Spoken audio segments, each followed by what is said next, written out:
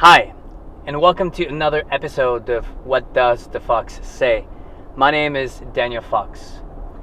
In my book, there's a story about an encounter with a black bear. It happened on Vancouver Island on springtime. The story is about the power of the voice, how the words that come out of our mouth are much more than just sound, how they are more than just a collection of letters. They have a unique energy signature. They have a vibration. They have a tone. They have a resonance. As a writer, I'm annoyingly obsessed with the definition and usage of words. And I get pretty icky when words are used in the wrong context for the wrong reasons or too often so that they lose their significance. I also believe that the language in North America, whether it's English, Spanish, or French, are pretty limited in terms of complexities. We tend to use one words for several meanings that are really different from one to another.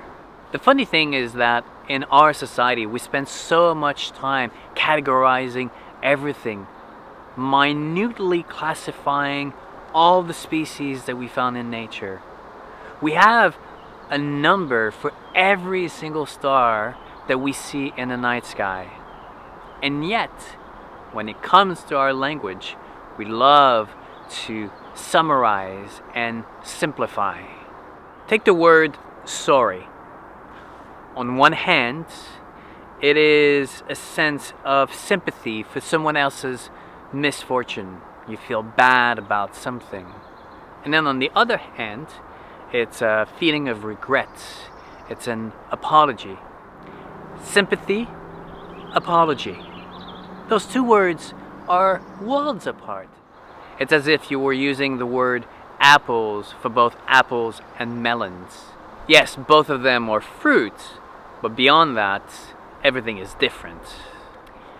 How can we use the word love for both the person that I marry and the friend that I have?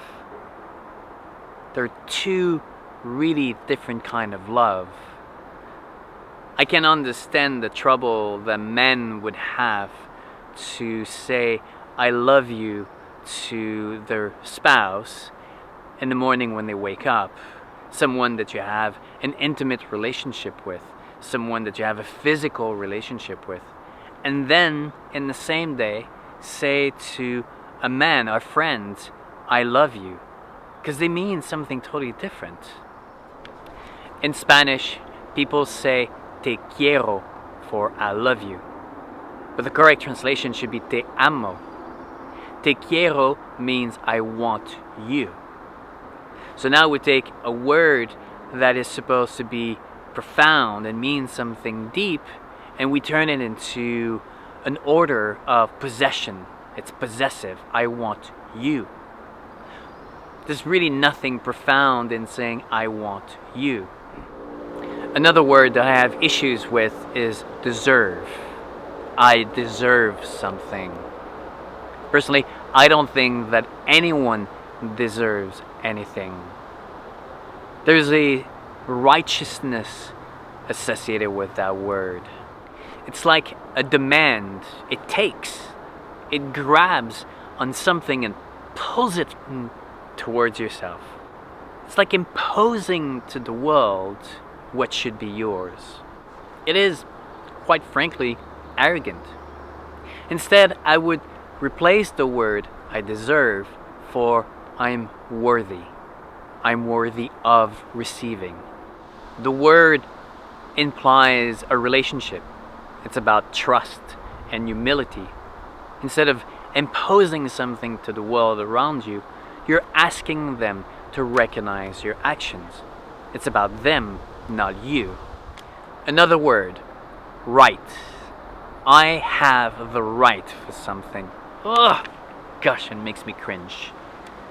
Now, I know I'm an outlier in this case, but I don't believe that anyone has any rights.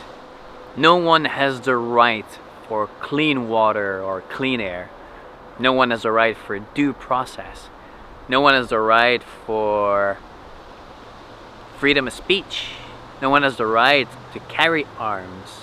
No one has the right above someone else's right. No one has the right for equality. No one has the right for fairness. No one is born with rights.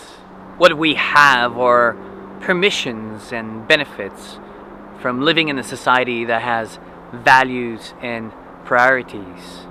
These benefits and permissions are received when you enter a relationship with the society, a societal contract between the individual and the group. It's a partnership, a relationship where both parties commit to the other, but in different ways, protecting and nurturing these values and priorities. Another expression is, it sucks. Well, it doesn't suck. It's just not right for you. When you say it sucks, it implies that you're imposing your judgment to the rest of the world. It's a blanket judgment on something that is not yours to judge in the first place. It might suck for you, but it doesn't mean that it sucks for everyone else. What we can say is, it's not right for me. That way we don't attack and put everybody on the defensive. What we are talking about here is communication 101. It's the kind of stuff that we're told when we go to couple therapy or when we are in team building activities. When I get hurt, I want to say, I feel like, instead of, you did that. The former is humble and with respect, and the latter is aggressive and leaves no room for discussion. So, what are the words that makes you cringe? What are the words that you don't like? Put them in the comment section. Let's have a conversation. Let's expand our language and make it complex and full of discoveries. So that's it for this week. Don't forget to create your boundaries. Create that little space for introspection and these moments of struggle. It's really important to reconnect. So stop, create your boundaries, breathe so that you can get a better perspective, relax so that you can see the clarity, and listen with your heart and with your mind so that you can make sounded choices. Have a good week.